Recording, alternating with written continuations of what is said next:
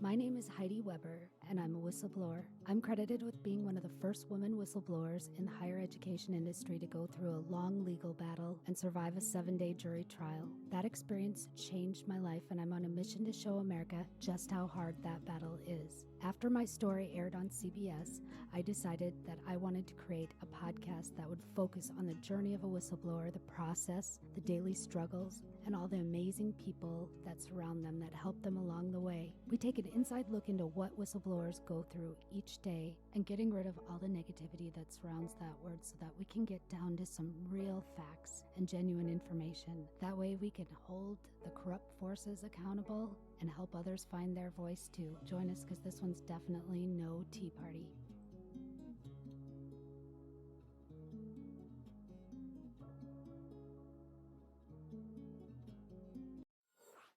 Hi, welcome to the Whistleblower Revolution. My name is Heidi Weber. I'm your host, and today we have an amazing guest, another whistleblower. His name, well, I'll tell you his name in a second. I'll give you a little info about him. He and I have been trying to connect for a while. We are friends on LinkedIn. Dana Gold at GAP, the Government Accountability Project, had kind of put us in touch with each other. Um, he has the most amazing whistleblower case.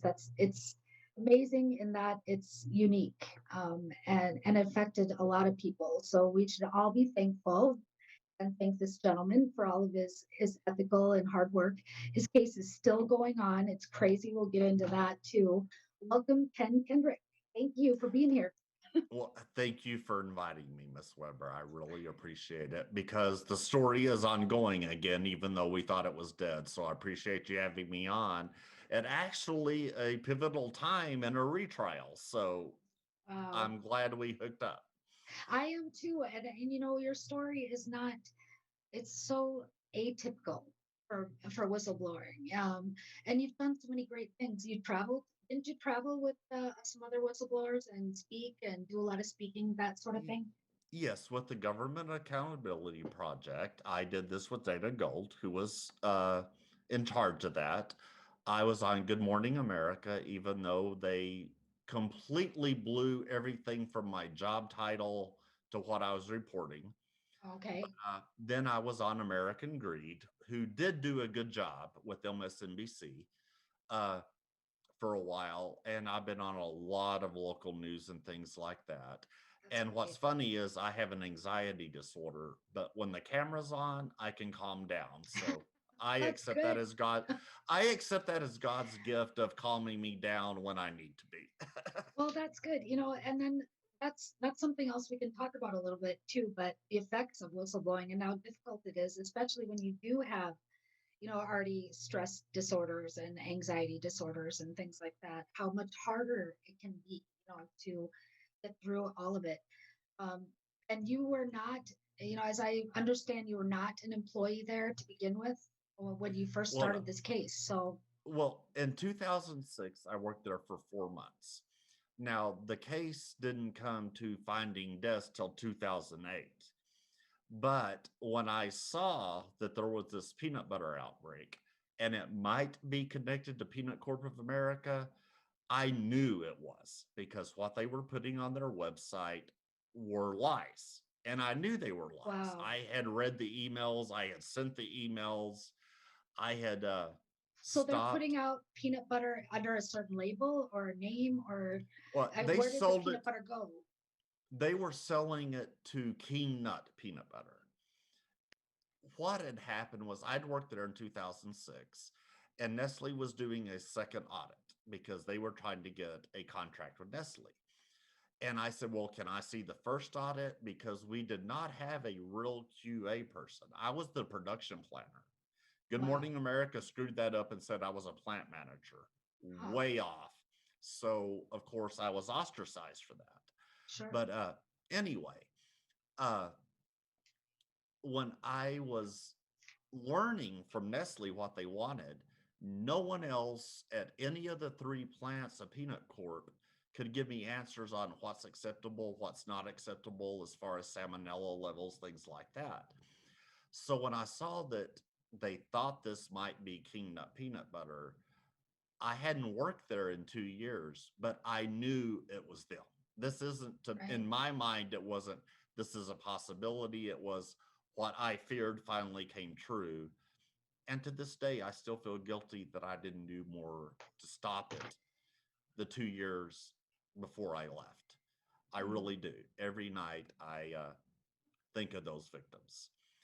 We know that 9 people died, and CDC tells me to multiply that times 30 to get the real number, and Mm. 700 people hospitalized. And they tell me that multiply that times 30. So this was killing a lot of people. I had managed to block them when I worked there because Nestle told us what they were looking for and what specs should be, and we were so far out of compliance. I mean, the Nestle audit was a joke. They Mm. were coming to humor Peanut Corp. And while I was there, and this is on record, congressional file, my email was there, where I notified the company that they were trying to pass off cheaper peanuts as an organic Valencia peanut, which, by the way, that company wound up being shut down for salmonella too in Clovis, New Mexico, 90 miles from Plainview. So when this hit the media that it was going on, I knew what the problem was. And I knew what they were putting on their website was lies. For example, they put, "We have never found salmonella in our peanuts." Well, no, I had seen the lab reports that showed that. And when I finally got to speak to the FDA, they were like, "Well, why are y'all transferring lab results from the lab paper to the peanut court paper?" And I went, "I don't know why they require that." Later in So the Ken, congressional oh, record, not even to stop here, just to clarify, the 2 years in between, in between you working there and then coming forward, what were you doing during that time? Or were you working uh, somewhere else or yes, I had started working for, unfortunately, an FDA regulated orthopedic company okay. that sold orthopedic implants. So obviously they were not happy with me doing anything I did because they're FDA regulated. Here I am, a whistleblower talking about the FDA and USDA, not Right. a real popular person in the company at that point. Really? And And that they did, it surprises took me them nine because months to fire wow. me, but they did find a reason after 9 months. This second job fired you for stepping up and doing the right thing and Well, speaking up to save people's lives. Wow. well, That's kind of after crazy. 9 months into it, and I had nothing but superior evaluations, I went to the emergency room. My wife and I had split up, and I'm not ashamed to admit this. I went in for mental health care, and Sure. I used to be a social worker. So I had no Wow. shame about, I need help. I'm overwhelmed. I've just been thrown on Good Morning America. I've been thrown Wow. all over the national papers. This is too much to handle all at once. Good So for you. That's good. they fired me in the emergency room when I made the call. Oh When my I got gosh. home, yeah, when I got home, there was a FedEx letter stating I had been terminated Wow. because the ADA Act, you have to have 50 people or more Right. before you can do anything. Well, this company was spread far enough apart that there was not 50 people in the radius needed for me to be able to defend myself. Disgusting, in my opinion, that you would do that It's to someone. yeah, especially an entity in healthcare. Honestly, Yeah, it's too bad we exactly. can't. I wish we could just say their name right here, but Yeah, that's terrible. That is I've, horrible. That is terrible. and I'll say it, it was Zimmer Southwest. Sue me. What? I don't Say own anything anymore. I didn't hear that. Say that again for me.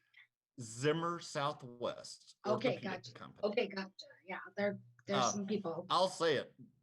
They can send their attorneys on me. I'm They telling the yeah. truth. Right, I'm right. telling, You're right. yeah, I'm telling the truth, so I have Well, nothing to and fear. they really should, appreciate any kind of correspondence that any listener really wants to send them in regards to their behavior. I'm all about accountability. We all of us are whistleblowers, right? So, Right, exactly. You're not on the same page on that. right. So, So, anyway, so mhm, what had happened when Nestle came through and I found out what a plant was really supposed to be like, and that we weren't doing that, and that the owner was doing things like mixing in cheaper peanuts with the more expensive. And the transferring lab results papers, this is interesting, and this is in the congressional record. Very easy to Google PCA in Congress. Uh, they had actually put, and my email was on file there and was in trial, where they were mixing different brands of peanuts. And they actually said that they had a lady in Texas who was good with the whiteout. So what that tells us is they can take their Wow. lab results and someone was whiting them out. And this is from Stuart Parnell himself in his email on record with Congress that he said, we have a lady who's good with the whiteout in Texas, change the numbers. That email is directly on there. Now, I This was is this trying, is the lab reports that they're sending in for QA, like when they're doing their daily checks and that sort of well, thing. Or that's the funny part. They didn't do daily checks. They only would do testing if the company requested it.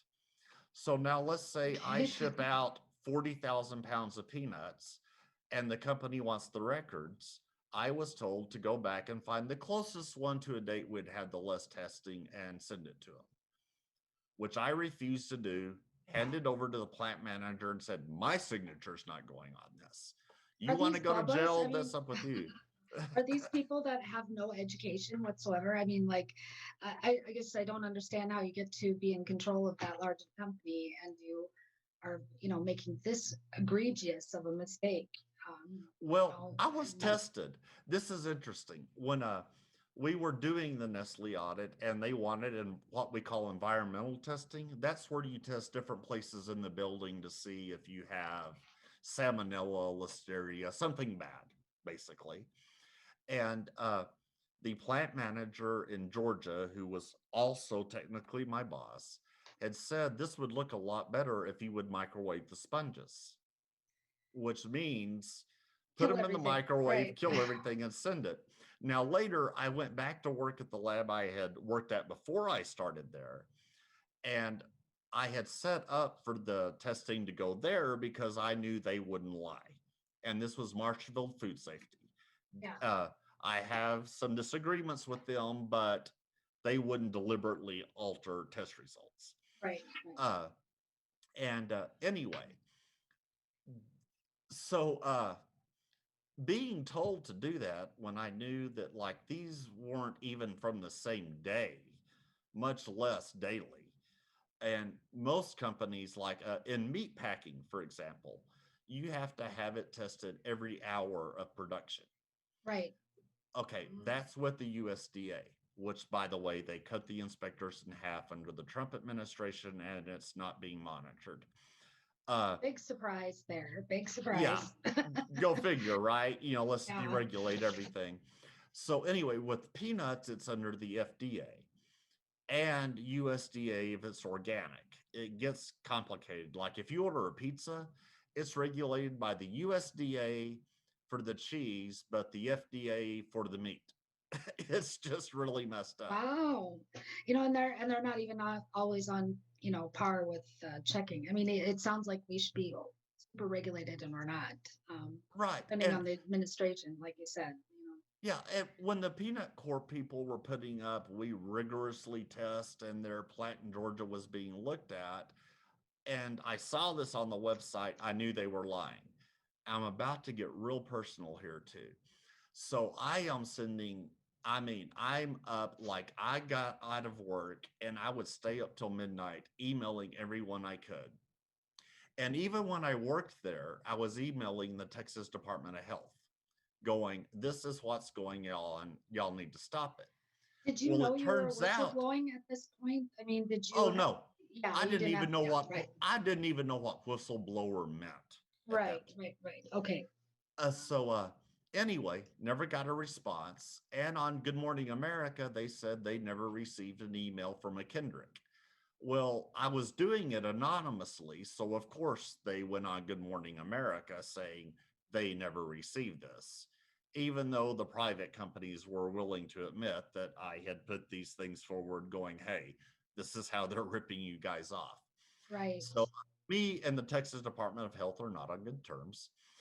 But they were not registered with the Texas Department of Health, and I didn't question it because they were certified by the U.S. By the Department of Agriculture for organic production.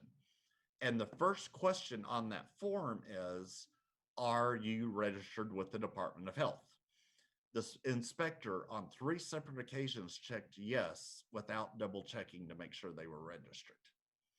So when This is an outside inspector. It's not even somebody within their corporation. Right, this is Right. government. We're Yeah. talking state government that has been contracted by the FDA. So when the peanut butter from the Georgia plant came out, and this was going on, and I'm emailing going, hey, these guys are lying. No one would listen to me. Finally, an organization called Stop Foodborne Illness at the time, who had started because of the Jack in the Box outbreak that had killed a lot of people, Nancy Right. Donnelly Yeah, had I led forgot about that. that. Yeah. Yeah, they jumped in and actually got attention. But what surprised me, and people think I did this on purpose because Good Morning America screwed up the story. I had a 2-year-old granddaughter and a mother-in-law with cancer in my bedroom. And I'm looking at these crackers made by Keebler called Austin brand peanut butter and crackers. And that was the only thing they could eat. And my granddaughter was still being sick. Well, then I heard about that recall and looked on it, and I was poisoning my own family with a product that I never thought would make it as far as Keebler. Now, Keebler did send my daughter a t-shirt and a little dinosaur toy. You're kidding. You are Yeah. kidding me. I called their customer service and go, I am an employee of Peanut Corp of America. I'm telling you they're lying. This is the proof I have. And they send my granddaughter a t-shirt. And my mother-in-law at the time, dying of cancer, that was the only thing she could eat, and she was throwing up. So that became real personal, and that's when finally somebody took me serious. I was thrown on Good Morning America. Now you got to kind of take this in context. I'm an average person who's never been on TV. I was not a mass comm major, Right. nothing Most of like us. that. Yeah, that's the way we are. Yeah. Right. Yeah, I was a social work major. Yeah. So I had no clue about this. So anyway, they finally took me serious and the FDA flew down. And I don't want to bash the FDA because they eventually got to the right thing and did convict this person. But the first question out of their mouth was, well, what is salmonella? And I was like, you've got to be kidding me. Brother. Wow. We meet at a hotel in Lubbock, and I have my emails and my evidence and what, the evidence I think is altered. And the investigator goes, well, what is salmonella and why is that bad? That's where we started. Oh boy. So Georgia was being looked at, but Texas was still operating full tilt, 100% capacity. And how many people are we talking? Let's just, reiterate that again. How many people are served by these corporations? How many people that are affected? Well, let's say millions. Yeah, the people I knew, like the company I worked for in Texas, was doing 40,000 pounds a week, which goes into ingredients. These were not being sold as peanuts. They were being sold as ingredients for peanuts all over the Western United States. So hidden in different things like cake mixes and different stuff. Yeah. We would have small orders from bakeries to everything from Cottage Village to some major companies. Frito-Lay was one of our customers.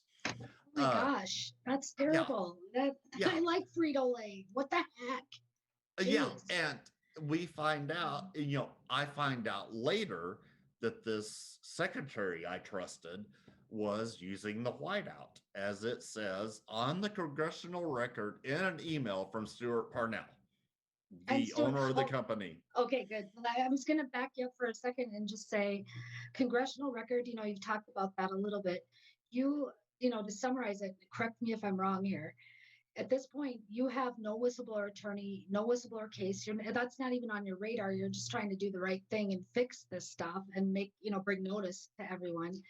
And eventually you're not even an employee of them at the point that you're doing this. So I don't, I want to make sure everybody knows that poor Ken here is just a citizen trying to do the right thing. He's not somebody that's out for a whistleblower case to get money and all that sort of thing. And we'll get to that later. But the Yeah, quite the congressional opposite in the end, trust me. the congressional record, you did get it to go to Congress and testify and all those sorts of things. So that's what you mean by that, right? Correct? Yes, Yeah. yes. And Congress had the records and they did their grandstanding and all of this good stuff. And, you know, I Yeah. met the important people, but beside the point, they really Right. didn't do anything. So finally, we get attention to Texas through the New York Times and Good Morning America. Okay. This is kind of funny too. Good Morning America flew down to Lubbock, where I was at, interviewed me, and they sent the tape from the Lubbock ABC station to New York. Well, I didn't know this, but the local station recorded what they were sending. And I was on the news the night before I walked into work. And I walked into work and my manager was, I saw you on the news last night. And I'm like, no, that's not coming on till like 9 o'clock today. And he Oh, went, wow. no, you were on the local news last night. And they were very kind to Wow. me. So anyway, being an FDA regulated company, these people do not like me at this point. I mean, I'm a target. And I did well for 9 months, like I was explaining earlier. But the wrath of someone who's not prepared for this, I finally got in touch with Gap because I was like, I can't continue till I get some sort of legal representation because they had a Protect yourself, right? $12.5 million recall policy. So they had $12.5 million to sue me and shut me up or do whatever they wanted through Hartford Insurance. And this becomes funny a little bit later in our story on what's coming up later. Anyway, so it took them 9 months to fire me, but I got depressed. I went to the hospital. My wife had left. My career was falling apart. I was a wreck. And so I called the HR director from the emergency room and said, hey, I'm going to be in the hospital for a week. And she said, you'll find a termination letter by FedEx at your door when you get out. And sure enough, I did. And that And of was course, Zimmerman. Is that what Zimmerman? Zimmer Zimmer. Southwest Orthopedics. Okay. Yeah, bring it on, guys. I don't Right. own anything Right. for them to sue me by. Like, I'm what they call untouchable legally Right. because I no longer own anything. What are Right. you going to Well, sue me for? Well, and you're just sharing information. It's truth. You know, that's what I feel we're doing. And we got to take every little thing we can, right? And I mean, geez, Yeah. like you say, it's a thankless job. It really is when you're a whistleblower, but it becomes the point where you had some people close to you getting sick. I mean, it becomes personal and you have no Oh, choice, you know. my So my 2-year-old granddaughter being sick. I mean, like I jerked her up and rushed her to the pediatrician. But the anger I had at that moment was this is absolutely. now a reckoning, not Right. a whistleblowing. Right. And I didn't know about GAP then, but the Stop Foodborne Illness people did put me in touch with GAP. So I was able to get some legal representation. Good. And it being such a big thing, they took it up pretty quick. But this is what was interesting was they shut down the Georgia plant for the FDA to investigate.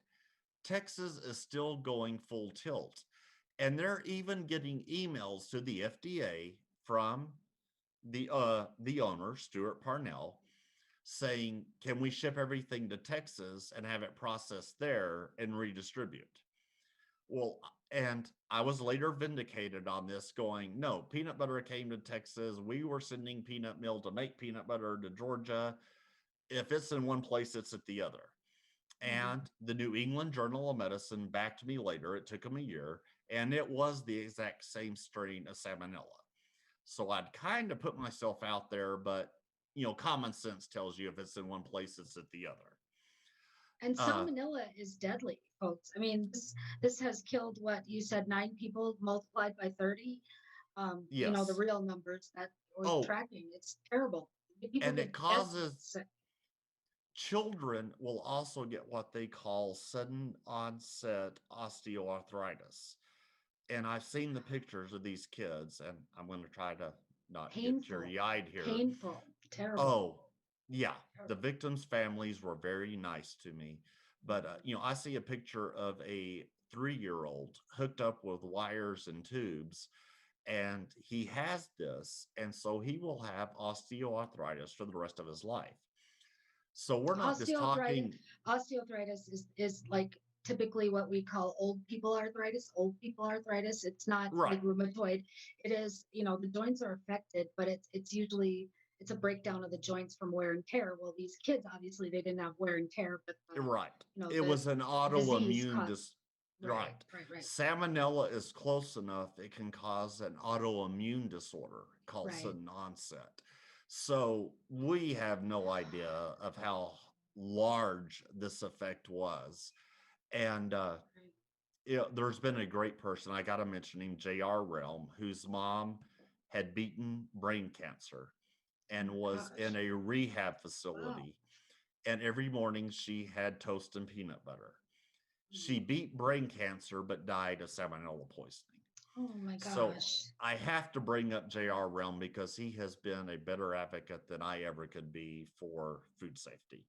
This was his mother that was this person that Passed, how yes, his mom how passed away. devastating. How devastating. Well, Yeah, good to for him make that it, he took it and made something positive, from it. oh, he sat behind, and this is funny. He sat behind Mr. Parnell and one of the plant managers at the congressional hearing and said, "Good job, guys." I mean, he was just talking his mind. He did not care he was out of order. But this is Yeah. the disgusting part. During the trial of Stuart Parnell, his mom still believing her son is innocent.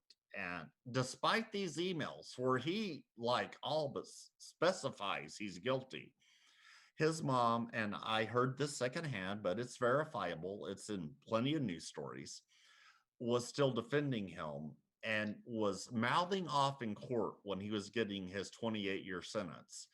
And the US Marshals escorted her out, and not in a nice way. She was kind of thrown in the hallway because she couldn't shut up.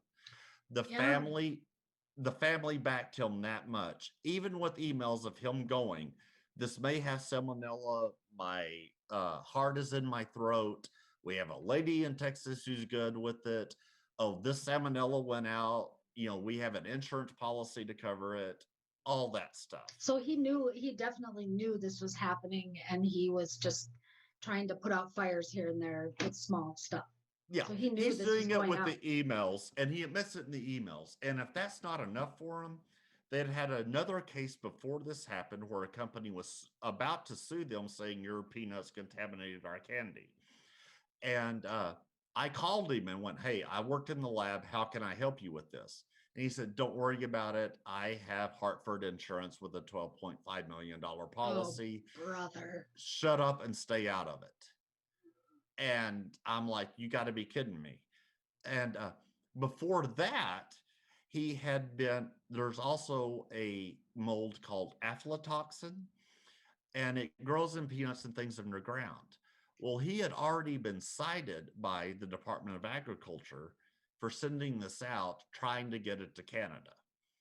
So he wasn't flying under the radar with the USDA or the Texas Department of Agriculture.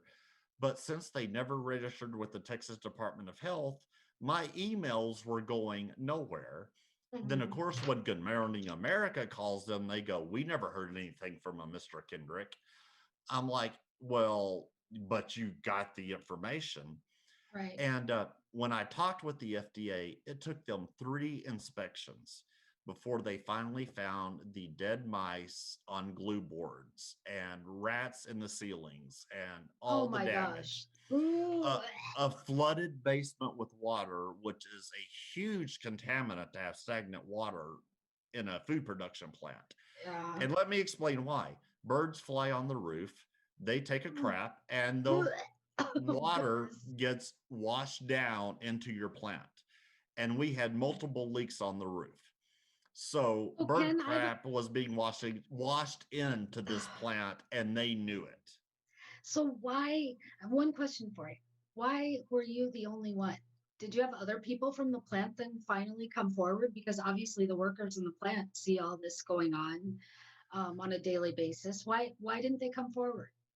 Now, as far as the employees go, uh, these were minimum wage employees. These were not people you would expect to know this information. I do not blame them in any way, shape, or form. They don't know what water coming in off the roof means. Now, Okay. the plant manager, different story, but the one in Texas was an honest guy, but never got caught into the fray because Georgia was the first one to get it. And their plant managers did go to prison. And Oh our boy. Okay. one of them just got out.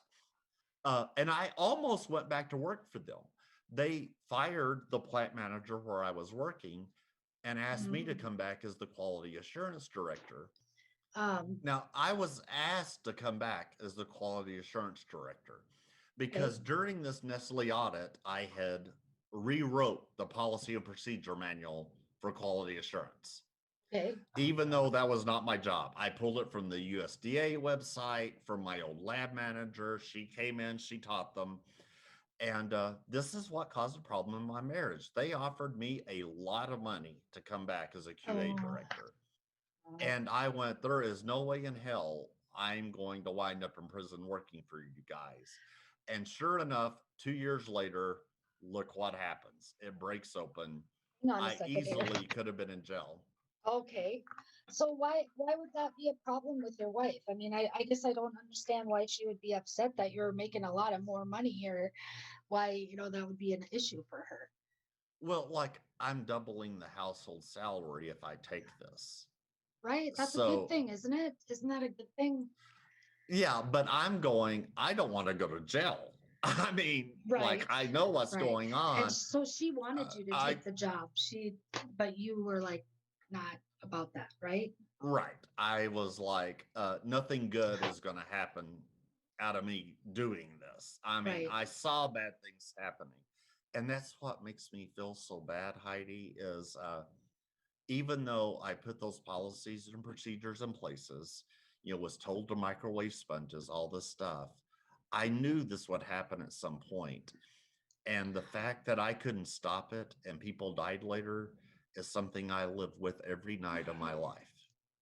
And it is not a good feeling. But Uh, Ken, I don't mean I worked in healthcare. I was a medical assistant and I had multiple medical degrees because I was a dean at college. But um, you can't carry that weight with you because you have to think of all the people that you affected that you essentially saved from illness or death even. And so you can't focus, it's the half full, half empty syndrome, yeah, so it's a very torn but I thing. get what you're Uh, saying. yeah, Guilt is a hard thing to deal with. yeah, exactly. And Mhm. anyway, uh, we were back to the Dallas Herald reporter. She did an Open Records Act, and on the third inspection, when they finally shut down Texas and recalled everything that they'd ever made since the plant had been open, because Okay. they had never registered with the Department of Health. So all the years they're operating, anything they made had been recalled. Uh, Oh my gosh. Oh Wow. yeah, that's how bad it was. But I had to draw them a map, like go through this door, go upstairs, go here, go to this door, go downstairs. You'll see it here. Wow. Like at one point in the second inspection, they said, well, it wasn't raining the day the inspectors came out, so they couldn't verify what I was saying. So I have a I question mean, they for were you. doing everything they could to avoid responsibility. And let me finish this real quick with the Okay, Dallas go Herald. ahead. Go ahead. She said that when the Texas Department of Health said, well, have you ever microwave sponges?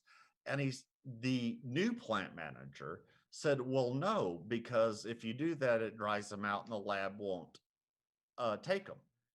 And then he That's his proceeded to reason. show Wow. them, he Wow. proceeded to show them how microwaving a sponge would make it too dry and they couldn't Oh send my it to the gosh. lab. Oh Now, my if that gosh. isn't saying I haven't tried this before. And the second thing was, those huge billboards you see along an interstate for Right. advertisement? Right, right, Uh, right. we were selling peanuts out of that plant to the public in Plainview. From the health department's windows, you can see this huge sign on Interstate 20 between Lubbock and Plainview that says Peanut Corporation's I-27. I'm sorry. On I-27. Wow. Okay. Okay. The Department of Health inspector said, yeah, he drove by it. He saw it 100 times, but it wasn't on his list, so he didn't bother. Oh my gosh. But the county inspectors could literally see this sign from their office that said Peanut Corporation of American Outlet with a big arrow pointing toward the building. And they said, well, we didn't know they were selling peanuts out of the plant themselves to our public. Oh my gosh. When you can see the sign from like half a mile away. So Jeez. you talk about shucking responsibility. Then the Department of Health ignores what I sent and basically, in my opinion, lied. Technically, no, you didn't get an email from Kendrick, but you did get emails. The Wow. USDA inspector certifying them 3 times to be organic without even checking for their registration after they had already been cited for another violation of a different poison. Wow. And this went on for months after Georgia was shut down and being investigated. Then finally, the FBI, Texas Department of Health, come in, intervene, and we find the emails where we know Stuart Parnell basically hung himself by emails. And there were bags, and I went up there with this reporter, bags of shredded paper at the Texas plant. But the Wow. FBI was able to put them back together. Oh, they did. And Okay, good. oh, Good. yeah. So we got those emails back, even though he denied sending them. It's really Wow. kind of funny because, when you delete an email from the computer, it's not deleted. Right, right, right. But his computer person, his son-in-law, did not know that. And Wow. even during the bankruptcy hearings, of course, which they pled, uh, his daughter was their CFO, chief financial officer, and they asked, well, what dividends was your dad getting from this? And she asked what a dividend was Oh my to the gosh. reporter. This is in the Atlantic Journal-Constitution.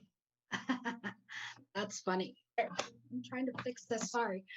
Okay, I think I got it. I need Jeremy. I need him to come here and help me with my stuff. Hey, Jeremy, she Oh, needs you over right, where she's at. right. Jeez. Okay, I think maybe we can get this. Okay. All right. So what I was going to ask you is the whole reason this started, you weren't even working there anymore, is you had seen the reports on the news and you came forward and started writing, correspondence, and then that's how this all got rolling, right? So you're just an average guy and you just want to do something the right way. And did you ever regret it? Have you ever regretted doing that? When I spoke at colleges, students would ask me that, and this is what's disturbing. I would say I had no choice because people Right, were dying. right, And the question, inevitably, if there's 100 students, one would say, well, do you mean legally or ethically? And I would be dumbfounded going, if you can sleep at night knowing this is killing people right, and go on with it, that's disturbing. And 1 out of 100 students will always say, I shouldn't have done it. I risked my family. I lost my livelihood. I did the wrong thing. only The other one, huh? 99 will back me and go, of course, I don't regret doing it. People were dying. Babies Right, were dying. right, Elderly right. people were dying. My regret was I didn't do more earlier because I didn't know what to do. I mean, I'm just I was born in Lubbock, raised in Lubbock, right outside Plainview. I have 2 years of college. I'm not one of these people who was ready to be on TV all the time. It was very different experience for me. Right, So right. no, I wish I could have done more earlier, but I do not regret what I did later. That's, because if you can that's sleep with yourself with letting you absolutely know that people died, then you're a sociopath, in my opinion. right. Absolutely. And you and I are 100% in agreement. What I tell people when they ask me that question, I say, I don't regret coming forward. I regret that everyone else has to treat us the way that they do. That's what I regret. Yeah. I regret the way that we're treated in public. I don't regret what I did because I would do it again. All of us, every whistleblower I ever talked to said they would do it again. But Well, the term truth teller, mhm, I invented that and wrote an op-ed article, and I heard one of the congressmen say during these recent hearings, "Are you a truth teller?" And I thought, yes, finally, we're getting rid of the stigma of whistleblower, like prison snitch, and trying to turn that term around into something positive, right, which us as a whistleblower community have to do. We got to find a right. new name for ourselves. Right. I 100% agree. I went in, like all of us do, go into a thesaurus and look up whistleblower and see what all the definitions and all the synonyms are. And it's disgusting. I mean, it pissed me off, first of all. I was Oh, mad yeah. because, snitch, rat, fink, tattletale. I thought, you know what? Um, and then, you go into a mode, I don't know if you did, but typically most whistleblowers, and myself included, after your case is over, you just want to get away from it. You want to drive as far away from that as possible. You did your deal, you want to, because you get the look, I call it the look, when Oh, you yeah. tell somebody you're a whistleblower and they just I go, still get it in Walmart in Lubbock. Trust me, I know. Mhm. Yeah, well, you know exactly in about a half a second what that person thinks about whistleblowers. Oh, yeah. Either they think you're a hero or they think you're, a snitch or some kind of tattletale or whatever, out for money Uh, or whatever. this is where the media locally was positive. Our CBS and ABC stations are a combined newsroom, Oh, okay. and on the 6 and 10 o'clock news, the lead story. So this is being shown 4 times. They said whistleblower facing retaliation. If there's an honest employer out there looking for an honest employee, contact the station. Aw, And they interview me. They do the story, and they did not get one single phone call or email. wow. And I was told in an interview that I was overqualified for the job. They really wanted me, but they couldn't take the chance on me because I was a whistleblower. Wow. And that Just straight up. you probably followed Charlie Middleton, right? Charlie Middleton, another whistleblower, Yes. on LinkedIn. He's amazing. He's kind of mouthy, kind of mouthy. Love him though. He's great. He's very, very much an outspoken advocate for hiring whistleblowers, and he says the same thing. I mean, people don't think about what they're doing. It's, you want a whistleblower in your company because who else is going to prevent another whistleblower action but a whistleblower? And who else Right. is going to be a loyal employee to you? Whistleblowers are the most loyal employees, not disloyal. So Oh, it's we yeah. have this stigma. I went to Parnell. I went to these leaders, and now he's appealing the case. You and I talked Well, about let's that let's earlier. talk about that right now. Let's talk about Parnell. Is this he's our friend here that Ken essentially called out on his behavior because he was allowing all this to go on, allowing people to get sick and die and get salmonella. And Ken had done a whistleblower report to him, and he ended up being actually that's probably a feather in your cap. Tell us about what happened to him and how that came about. So Well, him and his brother, but especially him, he got sentenced to 28 years in prison, and yes, he was in yes, his that's late awesome. 60s. Oh, before you go, awesome. Oh Now, no. Hartford, part of that insurance recall was $2.5 million for legal defense. Now, when they charged him, they never charged him with manslaughter or anything like that. It was all false labeling, sending out contaminants, technical things. Oh, And they sentenced him to 28 years. This case, 6 years later, because his mom died and she had money, 6 years that he's been in prison, that we finally got him indicted, and these poor families who lost their kids testified, is possibly going to get a new trial, and there's a hearing in February, And with $2.5 million, he's saying it was an adequate defense because the jury found out people died. And he very well, from what the Department of Justice tells me, may get a new trial for that. With $2.5 million, you get to plead an adequate defense. I mean, you can hire the level of Johnny frickin' Cochran for that. And Right. Not that and he anybody gets to go necessarily. back and right, but he gets to go back and do this, and him and his brother may Yeah. get another trial. Yeah. These poor families may have to go through this crap again just And they don't because get he another has the chance money. at it. They don't get another chance at having their loved one come back. That that angers me Oh, it unbelievably. pisses me off. Just say it. I It pisses me off. And the it families are feels like, beyond pissed off. yeah, I can't imagine. And there's nothing, is there any kind of opposition that can, I mean, are you guys going to organize or try and do anything to try and, bring this out in the open and show everybody who this guy is? Well, the You more know, we do to do that, the more it would help him because his true. defense is he was not charged with manslaughter or death or in any manner. He should have So, been. yes. Oh, I think he should have been charged on manslaughter, of course, Right. voluntary Right. manslaughter. Right. But they didn't go that route, and he was old enough. The prosecution thought 28 years keeps him in for life. Well, with him coming back with this, if we make a big deal out of it, then he can go, the jury was tainted again and new people died, and that was not what I was charged with. So we kind of outside this show have to keep quiet, although I'm Right. not real Right. good at that. Right. Right. Right. Obviously, or I wouldn't be here. But that's why So they didn't have me testify, was I've been the outspoken one since then.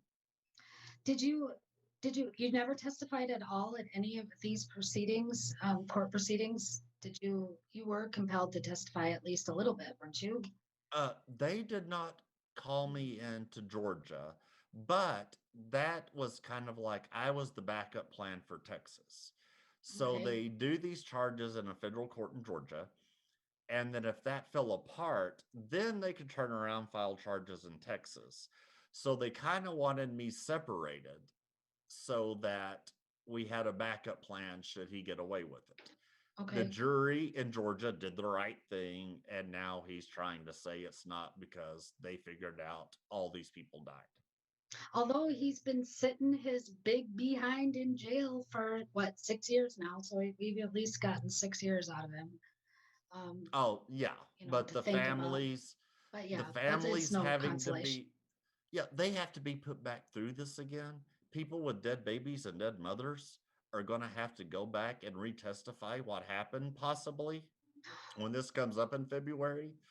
I mean, what do you say to those families when something like this happens? Right. And I think, my God, how can you live with yourself? How can you live with yourself and knowing that you are going to make these people go through this again and that you are the cause of this to begin with? I mean, I don't know if people just elude themselves that they, somehow convince themselves they were not guilty of anything, or I don't know how that works with We other were people. afraid he would leave the country because he Yeah. had a private airplane and he bragged about how he would fly people. But what one of his first defenses Hmm. was he had ADD and didn't know better. I'm Oh, not brother. joking. This is Wow. on record in court. Wow. So me and one of the family members called the FAA and said he's got a pilot license and he's saying he has a mental disorder. Can Right. you let a pilot fly if they have ADD?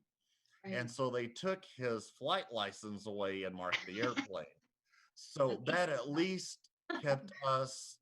And now, even though that could have hurt us, it helped in that he couldn't hop on that airplane and fly across seas and skip bail.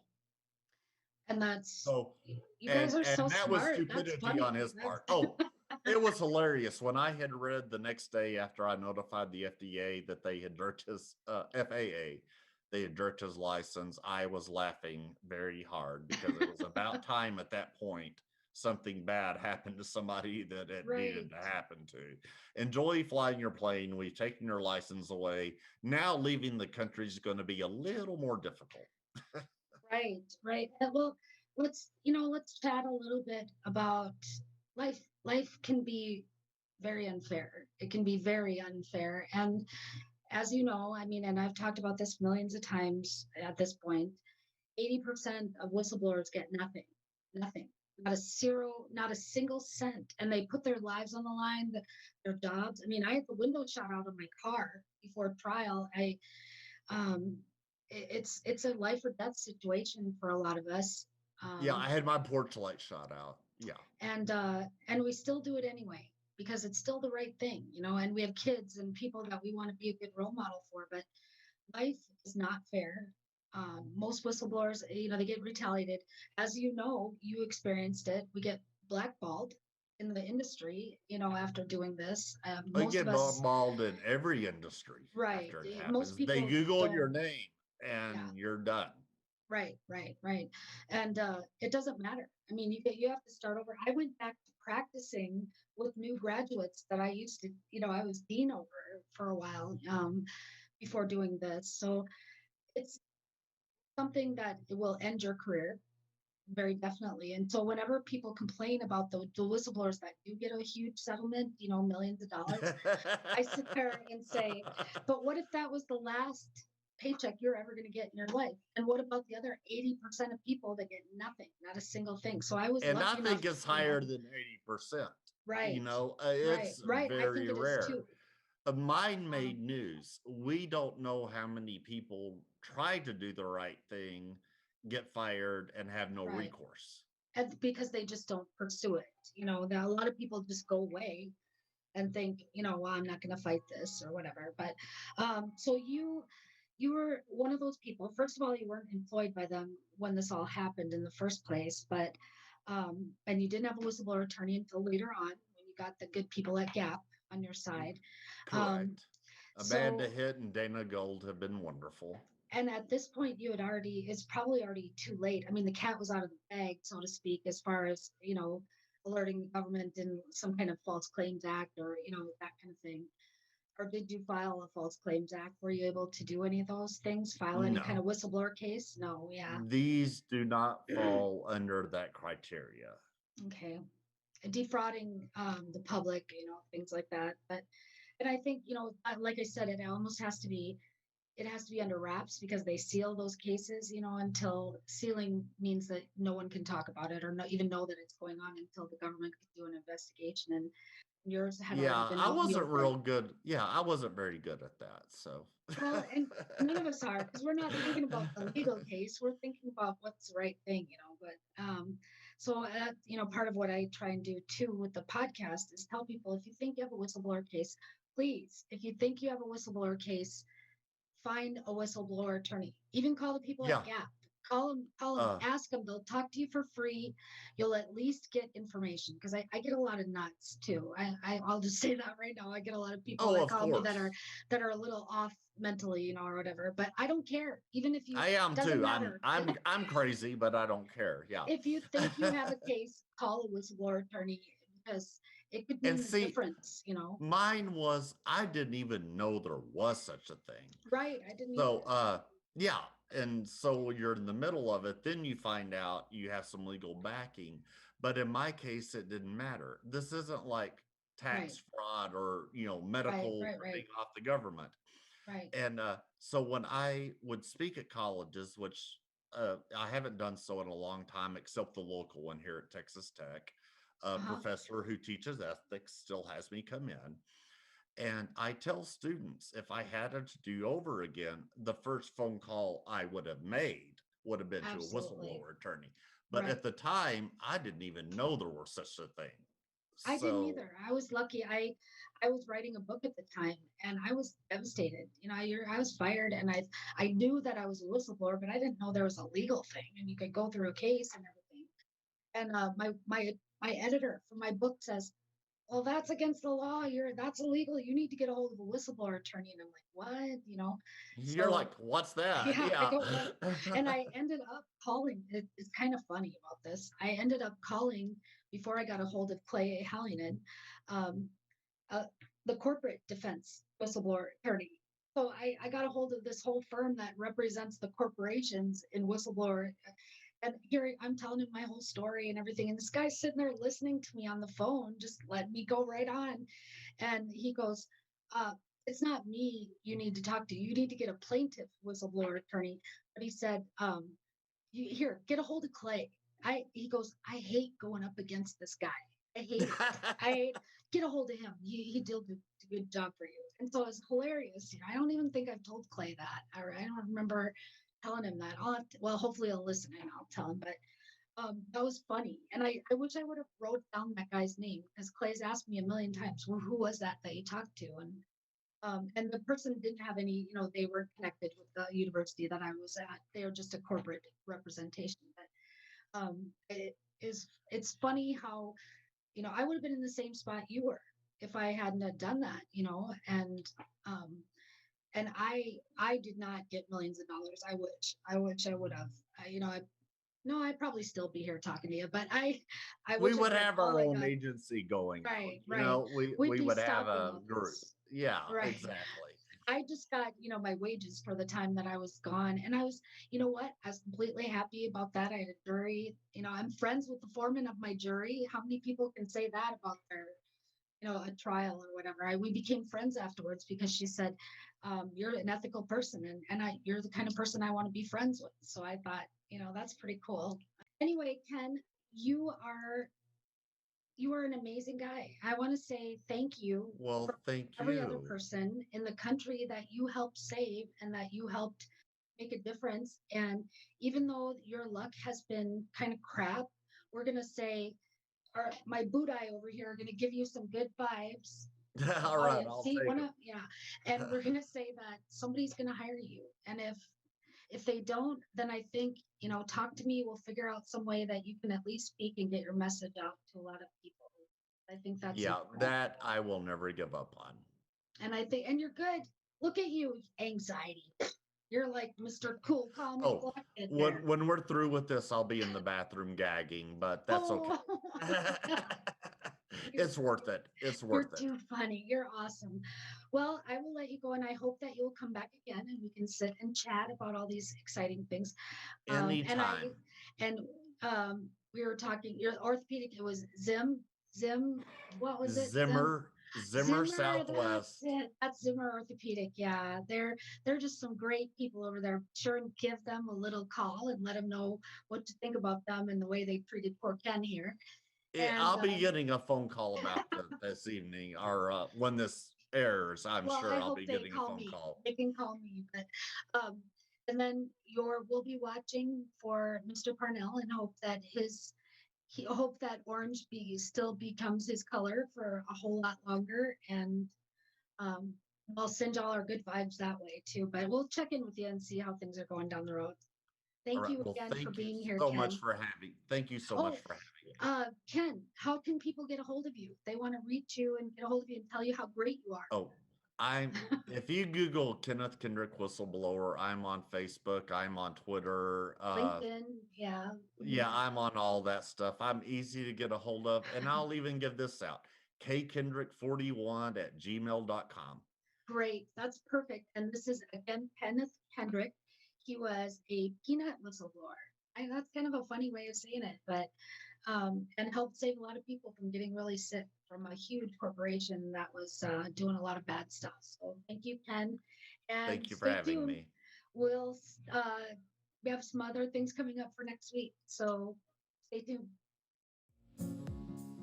Thanks for listening today. I need to put a disclaimer out there. I'm not an attorney, so if you have any legal questions or you're searching for legal advice, you need to contact one of them. And it just so happens that on my website at whistleblowerrevolution.com, there's a whole page of amazing whistleblower attorneys all across the United States that you can get a hold of to answer those questions. If you're just searching for regular information about the show, upcoming episodes, or you have a question for me directly, please again go to whistleblowerrevolution.com. Thanks again, and please join us on the battlefield next week.